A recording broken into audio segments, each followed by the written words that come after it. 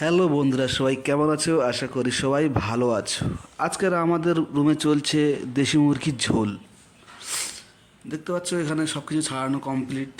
এবার মুরগিটাকে ছাড়ানো হবে। ছাড়ানোর পর মাংসটাকে কাটা হবে। কাটা হওয়ার সমস্ত রকম মশলা দিয়ে আমি আস্তে আস্তে করে মাখিয়ে দিয়ে মাংসটাকে কষলাম।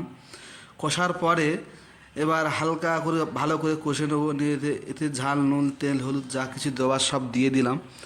দেওয়ার পর মাংসটাকে ভালো করে কষে নিচ্ছি। আপনারা ভিডিওটা দেখুন, এনজয় করুন। আর রান্নারটা কালারটা কেমন আসছে সেটা বলবে।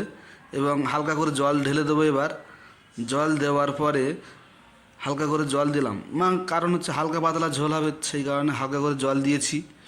জল দেওয়ার পরে হালকা করে নেড়ে নিচ্ছি আমি, অসুবিধা নেই। নেড়ে নেওয়ার পরে এবার হচ্ছে কি হালকা করে আমি আস্তে আস্তে আস্তে করে ঢাকিয়ে দেবো। কারণ ওই মাংসটা সেদ্ধ হবে।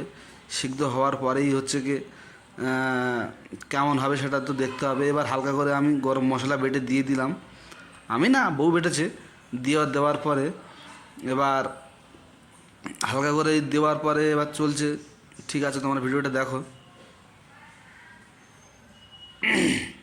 গরম মশলা দিয়ে একটু নেড়ে নিলাম। গরম মশলা দিয়ে একটু নেড়ে নেওয়ার পরে এবার দেখুন ঝোলটা কিন্তু বিশাল একটা হালকা পাতলা ঝোল হয়েছে, কোনো অসুবিধা নেই।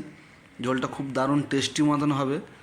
আর আপনারা যদি বাড়িতে ট্রাই করতে চান, আমার চ্যানেলটা সাবস্ক্রাইব করো। এবার রান্না বান্না শেষ, খাওয়া দাওয়া চালু হয়ে গেছে। ঠিক আছে, রান্না বান্না শেষ, খাওয়া দাওয়া চালু হয়েছে। হালকা করে সাথে একটা বেগুন ভাজা আমাদের সবাইকে পাতে পাতে করে দিয়ে দিচ্ছি। দেওয়ার পরে এবার বেগুন ভাজা দেওয়া হয়ে গেল। হয়ে যাওয়ার পরে এবার হচ্ছে কি মাংস দেওয়া হবে। রান্নাটা কেমন হয়েছে কালারটা বলবেন। আপনারা তো ওখান থেকে উপভোগ করুন এবং রান্নাটা কালারটা কেমন হয়েছে সেটা আমাদেরকে জানাবেন। দেখুন সাথে আছে স্যালাড, পেঁয়াজ, বেগুনি আর মাংসের ঝোল, দেশি মুরগির ঝোল, হালকা ঝোল, খুব সুন্দর ঝোলটা।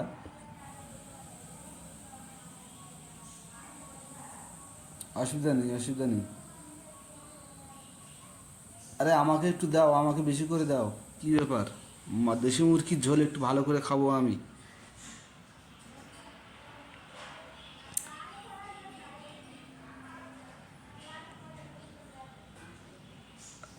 আমি জানি রান্নাটা খুব টেস্ট হয়েছে এবং মাংসটা খাবো, খাওয়ার পরে দেখো কেমন খাবো। আর তোমরা দেখো ওখানে কেমন হয়েছে।